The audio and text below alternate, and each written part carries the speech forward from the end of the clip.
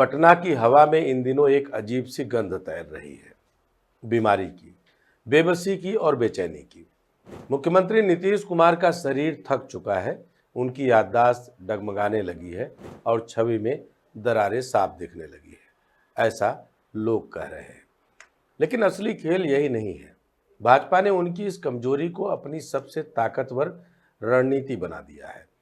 यह वही diffuse policy है जो उड़ीसा में नवीन पटनायक पर आजमाई गई थी।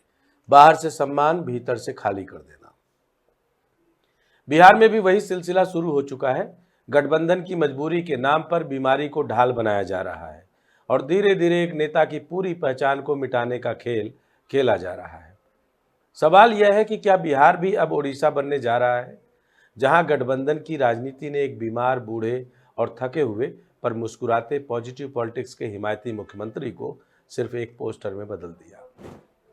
भाजपा की इस चालाक रणनीति में नीतीश की सेहत और छवि दोनों की बलि चढ़ रही है और बिहार की राजनीति एक खतरनाक मोड़ पर खड़ी है। नमस्कार, मैं डॉक्टर विजय शुक्ल। बिहार की राजनीति का सबसे बड़ा चेहरा आज बीमारी और मजबूरी के बीच फंसा हुआ है। यह चेहरा नीतीश कुमार का है। वही नीतीश जिन्हें कभी सुशासन बाबू कहा जाता था, वही नीतीश जिनकी छवि 2 दशकों तक बिहार की राजनीति का सबसे मजबूत स्तंभ बनी रही। लेकिन आज वही नीतीश चर्चा का विषय है, सवालों का निशाना है और व्यंग का पात्र है। सवाल यह है कि उन पर बीमारी कितनी भारी पड़ रही है और क्या भाजपा ने उन्हें उसी स्थिति तक पहुंचा दिया है जहां नवीन पटनायक उड़ीसा में पहुंचे थे। बाहर से नेता, भीतर से खाली चेहरा। बीमारी की शुरुआत अचानक नहीं हुई। कुछ साल पहले तक मंच पर नीतीश कुमार फुर्तीले और नियंत्रण में दिखते थे, लेकिन धीरे धीरे लक्षण दिखने लगे। कभी किसी कार्यक्रम में वे सामने बैठे नेताओं को पहचान नहीं पाए, कभी किसी का नाम भूल गए, कभी असंबद्ध वाक्य बोलने लगे। पत्रकारों ने इसे पल भर की भूल कहा, विपक्ष ने इसे उम्र का असर बताया और पार्टी ने इसे अनदेखा कर दिया। लेकिन इन भूलों का सिलसिला बढ़ता गया। 2022-23 में विधानसभा की कार्रवाई के दौरान कई बार उनकी जुबान लड़खड़ाई। वे बार बार कागज में झांकने लगे और जवाब गड़बड़ कर बैठे। 2023 के आखिर में यह स्थिति और गंभीर दिखी। एक सार्वजनिक कार्यक्रम में जब राष्ट्रीय गान बज रहा था, तब मुख्यमंत्री ने हाथ पांव हिलाना शुरू कर दिया। यह दृश्य कैमरे में कैद हो गया और सोशल मीडिया पर वायरल भी।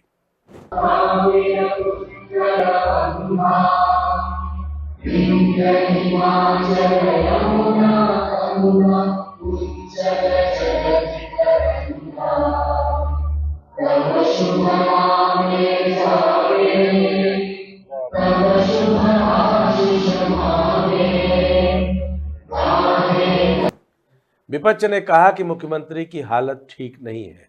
सरकार ने सफाई दी कि वे बस उत्साहित थे, लेकिन यह सफाई जनता को हजम नहीं हुई। लोग कहने लगे कि नेता अब याददाश्त खो रहे हैं। 2024 आते आते बीमारी की क्रोनोलॉजी और साफ हो गई। जनवरी में पटना में आयोजित महिला सम्मेलन में मुख्यमंत्री ने महिलाओं पर ऐसी टिप्पणी कर दी जिसे लेकर पूरे राज्य में विवाद खड़ा हो गया। विपक्ष ने कहा कि यह बयान मुख्यमंत्री की मानसिक स्थिति का प्रमाण है। समर्थकों ने कहा कि यह जुबान फिसलना था। मार्च 2024 में प्रधानमंत्री मोदी पटना आए तो मंच पर नीतीश ने अचानक उनका हाथ पकड़ लिया और भीड़ की ओर खींचने लगे। तस्वीरें और वीडियो ने यह संदेश दिया कि मुख्यमंत्री अपना संतुलन खो बैठे हैं। मई में और बड़ी तस्वीर सामने आई। नीतीश कुमार प्रधानमंत्री मोदी के पैर छूने लगे। भाजपा के नेता मुस्कुराए, लेकिन पूरे बिहार में यह चर्चा छिड़ गई कि क्या मुख्यमंत्री अब वाकई निर्णय लेने लायक बचे हैं। बीमारी की क्रोनोलॉजी यही नहीं थमी। 2024 के अंत और 2025 की शुरुआत में कई छोटे छोटे दृश्य जनता के सामने आए।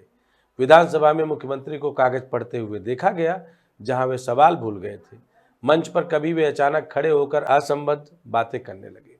अफसरों ने संभाला, सहयोगियों ने बीच बचाव किया, लेकिन जनता ने सब देख लिया। जो पुरुष है वो तो रोज रात में जो सदिया होता है उसके साथ करता है ना, तो उसी में और पैदा हो जाता है।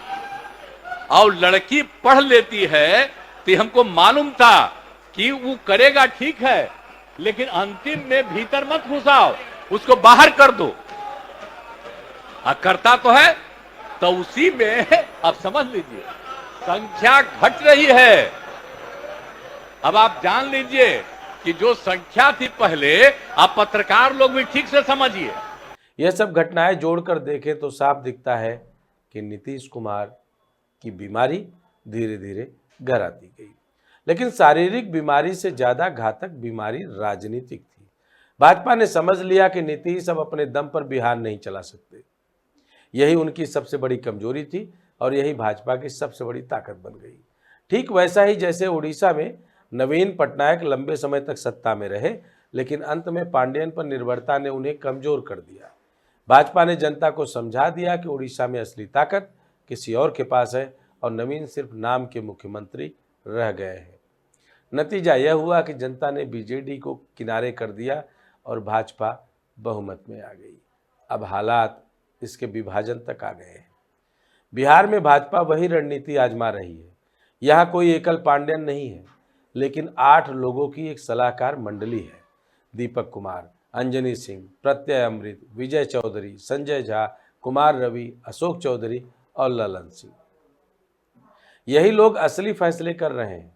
मुख्यमंत्री का चेहरा मंच पर दिखता है, लेकिन असली सत्ता उनके हाथ में नहीं है। यही कारण है कि पटना के नुक्कड़ों से लेकर दिल्ली के गलियारों तक यह बात कही जाने लगी है कि नीतीश अब सिर्फ नाम के मुख्यमंत्री हैं। असल खेल सलाहकार मंडली और भाजपा के हाथ में है। बीमारी और राजनीति की इस गुत्थी ने जेडीयू को भीतर से खोखला कर दिया है। पार्टी के नेता बेचैन हैं। कोई जनसुराज पार्टी में चला गया, कोई बयान देकर पलट गया, कोई वक्फ बिल पर विरोध करता रहा। सांसदों और विधायकों का असंतोष बार बार सामने आया, लेकिन सब जानते हैं कि वे खुलकर बोल नहीं सकते। भाजपा फिलहाल जेडीयू को बड़ा भाई मानने का दावा और दिखावा करती है, लेकिन असल योजना यही है कि चुनाव के बाद जेडीयू को कमजोर कर दिया जाए और उसके नेताओं को धीरे धीरे भाजपा में समा लिया जाए। यानी कुल मिलाकर यह पॉलिटिकली डिफ्यूज और डिसॉल्व वाला पूरा मैकेनिज्म भारतीय जनता पार्टी अपना रही है। नीतीश कुमार पर बीमारी इतनी भारी पड़ चुकी है कि उनकी पहचान ही धुंधली होने लगी है। अब वे वही नेता नहीं रहे जो गली गली जाकर जनता से जुड़ते थे। अब वे मंच पर बैठते हैं, पर जनता उनसे दूर हो गई है। उनके भाषण अब भरोसा नहीं दिलाते, बल्कि हंसी और सवाल पैदा करते हैं।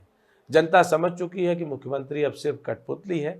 भाजपा जानती है कि चुनाव तक उनका चेहरा जरूरी है, क्योंकि ग्रामीण इलाकों में उनकी छवि अभी भी कुछ असर रखती है। लेकिन चुनाव के बाद वही होगा जो उड़ीसा में हुआ। भाजपा सत्ता ले लेगी, जेडीयू टूट जाएगी और नीतीश एक नाम भर रह जाएंगे। इतिहास की नज़र से देखें तो यह सब अस्वाभाविक नहीं है।